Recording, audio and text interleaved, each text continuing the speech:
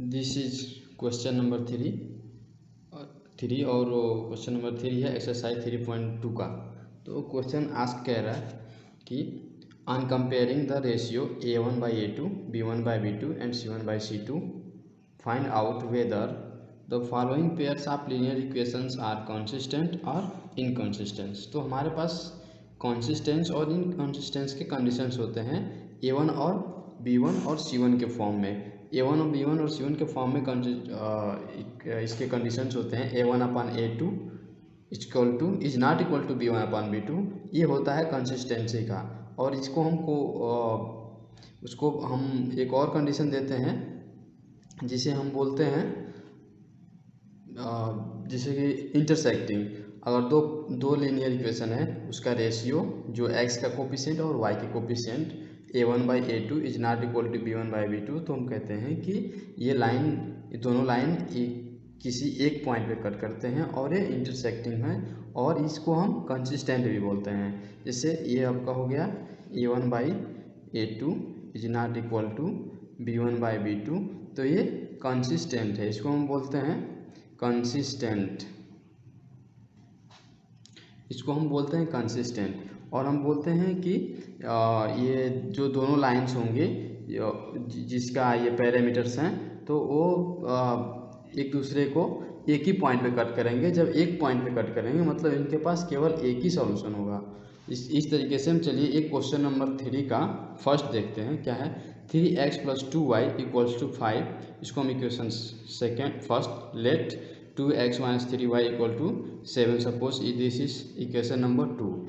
तो हमारे पास जो बेसिक इक्वेशन होता है A1x + B1y + C1 = 0, equation number first A2x + B2y + C2 = 0, equation number second. हम इन दोनों इक्वेशन से बारी बारी करके जो A1 है A2 है A1 A2 B1 B2 C1 से इसको हम कंपेयर करेंगे जो गिवन इक्वेशन है उसमें A1 और A2 B1 B2 C1 C2 का वैल्यू हम फाइंड करेंगे तभी तो रेशियो निकालेंगे। तो देखिए कंपेयर करने पे A1 x और x, तो A1 की वैल्यू कितनी हो गई 3, B1 की वैल्यू हो गई 2। चूँकि ये C1 लेफ्ट साइड में है तो 5 को हम लेफ्ट साइड में ट्रांसफर करते हैं तो यहाँ पे पॉजिटिव है तो इधर आएगा तो क्या हो जाएगा आपका निगेटिव, इसलिए हमने C1 की वैल्यू -5 लिखा है। इससे A2 की वैल्यू 2 हो गया, B2 की वैल्यू क्या हो गया -3, तो मैंने -3 लिख लिखा है वहाँ पे।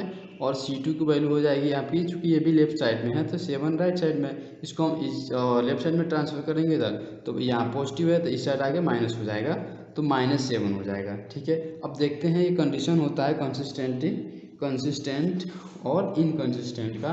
तो A1/A2 = B1/B2 = C1/C2।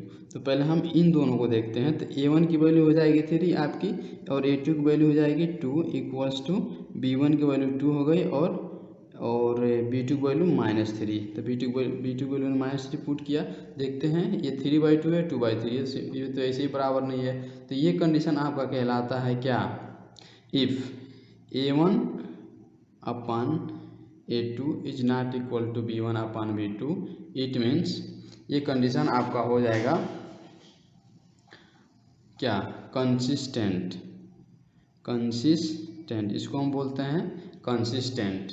ठीक है, और इसके पास केवल एक सॉल्यूशन होगा। तो ये हमसे पूछा था क्वेश्चन में ये कंसिस्टेंट है कि इनकंसिस्टेंट है, तो भैया कंसिस्टेंट है, हमने लिख दिया, ये आपका एक हो गया आंसर। इसी तरीके से क्वेश्चन नंबर इसका 2 है। चलिए क्वेश्चन नंबर 2 देखते हैं। क्वेश्चन नंबर 2 क्या है, दिया है 2x - 3y + 8 इक्वल टू करके 8 दिया है। ठीक है, तो इसको हम अगर चेंज करते हैं तो क्या आएगा हमारे पास 2x - 3y - 8 = 0 हो जाएगा। Suppose equation number first. Similarly दिया है 4x - 6y = 9, इसको हम लेफ्ट साइड में ट्रांसफर करेंगे तो 4x - 6y - 9 = क्या हो जाएगा 0। ये आपका सपोज इक्वेशन नंबर सेकेंड हो गया। इस तरीके से हमारे पास जो स्टैंडर्ड फॉर्म होता है इक्वेशन का A1x + B1y + C1 = 0, equation number first हो जाएगा। A2x + B2y + C2, ये आपका हो जाएगा इक्वेशन नंबर सेकेंड। तो हम अब अगर यहाँ पे कंपेयर करेंगे a1 एक्स का कोफिशिएंट, y का कोफिशिएंट और ये कांस्टेंट टर्म, तो यहाँ में a1 की वैल्यू हो जाएगी 2, b1 की वैल्यू हो जाएगी -3 और c1 की वैल्यू हो जाएगी -8। सिमिलरली a2 की वैल्यू हम यहाँ से ले लेंगे क्या 4, b2 की वैल्यू हो जाएगी -6 और c2 की वैल्यू हो जाएगी -9। अब हमारे पास पैरामीटर्स के कंडीशंस होते हैं a1/a2, तो a1/a2 होता है, b1/b2 होता है और c1/c2 होता है। अगर ये तीनों आपस में बराबर होते हैं, तीनों रेशियो, तो हम बोलते हैं कि दो लाइन है वो क्या है, आपस में पैरेलल हैं। अगर पैरेलल हैं तो ये एक दूसरे को कभी कट नहीं करेंगे, अगर कट नहीं इंटरसेक्ट नहीं करते हैं तो इनके पास कोई सॉल्यूशन नहीं होगा। और सॉल्यूशन जब सॉल्यूशन ही नहीं है तो क्या है, वो इनकंसिस्टेंट है। तो देखते हैं इस कंडीशन को सेटिस्फाई करता है कि नहीं करता है। a1/a2 क्या हो गया, तो यहाँ पे 2/4 हो जाएगा और b1/b2 बराबर लगाते हैं, चलिए -3/-6। ये देखिए ये 2 से 4 कितने बार, 1 2 1 2 2 2 4, 3 1 3 3 2 4। तो यहाँ पे आपकी वैल्यू a1/a2 और b1/b2 क्या हो गया, आपस में बराबर हो गया। जब बराबर हो रहा है तो हम तीसरे कंडीशन को भी चेक करेंगे, तो क्या c1/c2, तो यहाँ पर पुट करेंगे c1/c2 की वैल्यू -8/-9। देखिए ये दोनों आपस में बराबर हो रहे हैं लेकिन ये बराबर नहीं हो रहा है। अगर ये a1/a2 = b1/b2 not equal to c1/c2 है तो ये हम बोलते हैं कि इनकंसिस्टेंट है, इनकंसिस्टेंट। तो ये आप दोनों, आपका लाइन क्या हो गया, क्वेश्चन नंबर 3 का सेकेंड क्या हो गया, इनकंसिस्टेंट मीन्स ये पैरेलल लाइन्स हैं, पैरेलल। तो ये आपका आंसर हो गया। तीसरा क्वेश्चन क्या है आप चलिए देखते हैं। 3/2x + 5/3y = 7। इसको हम सॉल्व करेंगे, इसका एलसीएम लेंगे तो 6 आएगा। 3 3 जा 9x, 2 5 जा 10y = 6 7 जा 42। अब इसको हम 9x + 10y - 42 लिख सकते हैं =0। इक्वेशन नंबर फर्स्ट हो गया। और ये आपका दिया हुआ है क्या, 9x - 10y = 14। तो 14 को लेफ्ट साइड में ट्रांसफर कर लेंगे क्योंकि हमें कंपेयर करना होता है स्टैंडर्ड फॉर्म से। तो आपका इक्वेशन नंबर हो गया सेकेंड। अब स्टैंडर्ड फॉर्म क्या होता है, यहाँ पे चलिए a2x + b2y + c2 = हो गया आपका 0। इक्वेशन नंबर 2, यहाँ पे भी हम a1x + b1y + c1 = 0। Equation number 1। तो ये a1 की वैल्यू हो गई आपकी 9, b1 की वैल्यू आपकी हो जाएगी 10 और c1 की वैल्यू हो जाएगी -42।